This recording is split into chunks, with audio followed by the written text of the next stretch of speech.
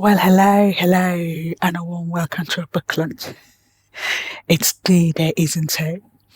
Bear with me, I'm going to be facing sideways because that's where my book is.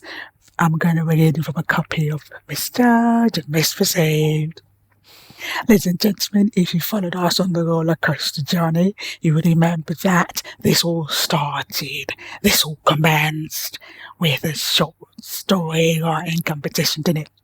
It started with a flash non-fiction. First of all, people had to get used to writing non-fiction, which simply means a true story. And then we ran a short story competition, didn't we? As I've mentioned, the almighty Dorcas won it. Dorcas is a Nigerian lady, and she won it with the story Monster Camp, which looked at feminist themes. Second was Raimundo. Raimundo is a teacher. He teaches English to secondary school in Malawi. Third was Obita Kingsley, who I like to call Chinua Achebe. Ladies and gentlemen, however, a story stood out like a sore thumb. It stood out because I thought I'm never going to be able to have someone who's willing to tell this story in sub-Saharan Africa ever again. I thought it was very brave of this gentleman to want to talk about this, because often in our circles in sub-Saharan Africa, the theme of mental illness is a taboo. Often people equate being mentally ill with being demon-possessed and being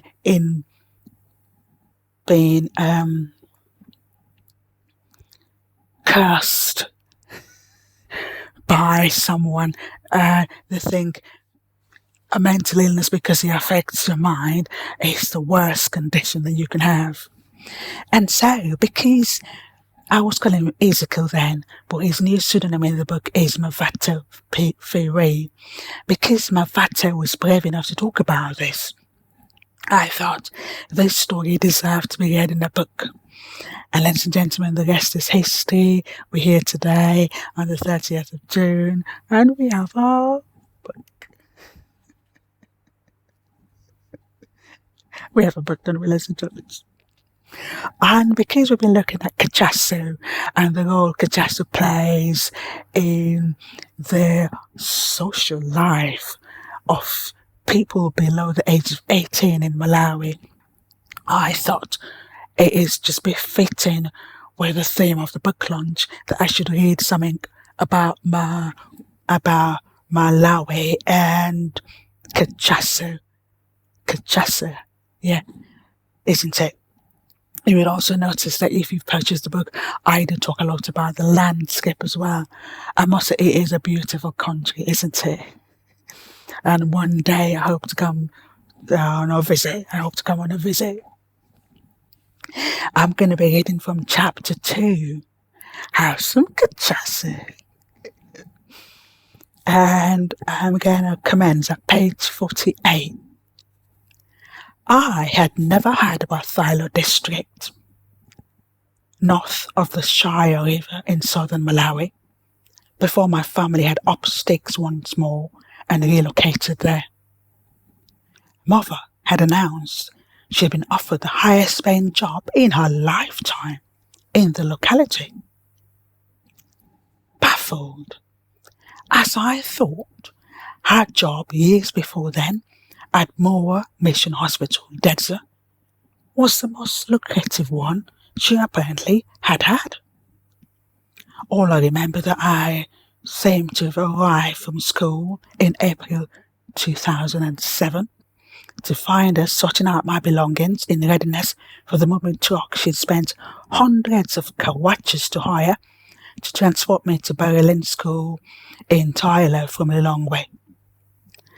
I did not have that many worldly possessions, though again there was a small box room in the back of a rented bungalow I could claim as mine, whereas the girls shared the second one of the 3 rooms. I was going to a distant village on my own, off the beaten track. My mom and siblings will be relocating to a remote part in Salima.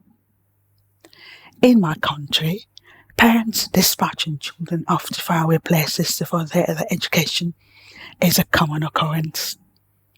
The controversial subject of the likely contribution of my unstable childhood to the early onset of my illness has never been debated with my relatives. I have read how a disruptive childhood has an adverse effect on one's mental health. My testimony will underscore that the absence of my parents in my life while I stayed in boarding school left me without much needed parental guidance. A considerable period of my teenage years was spent in the confines of hostels in numerous schools. My younger sisters were boarders as well. In 2008, Mom was now living at yet another location, Mikute village in Salima district, so she could do shifts and not have a nagging teenager to worry about. In her absence, I was dipping into my pocket money and experimenting with Kajasu, Taunjani, Chibuku, and Chikokayani. Luckily brewed beers in Thailand. I loved my new school with a passion Romeo had for Juliet. Some days I would cry incessantly, wishing I would be sent back home. I pretended to have stomach ache one Thursday.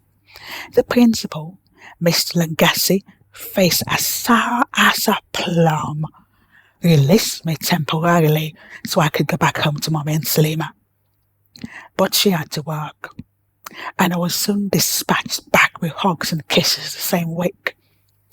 I am in no way, shape or form trying to make excuses for why I began using alcohol or visiting Kachasu shebans with my pocket money.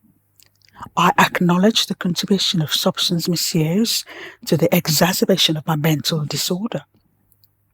In hindsight, I am looking for plausible reasons why I took solace in beers and spirits. In laying the premises for a depiction of an alcohol-dependent teenager, I feel one must attribute some blame to the absence of parents in my day-to-day life. The easy availability of Kachasu in rural areas in Malawi, and the commonly held belief that drinking it is cool. Ladies and gentlemen, if you want to hear more about Mofatu's use of Kachasu and beers brewed in Malawi, and how he then became dependent on it till he is now recovered, he's now teetotal, and he's spent a good 15 years or so being abstinent from alcohol. He no longer has any desire to drink it. You might have to buy a copy of the book. Do stay with us for the rest of a book lunch, ladies and gents.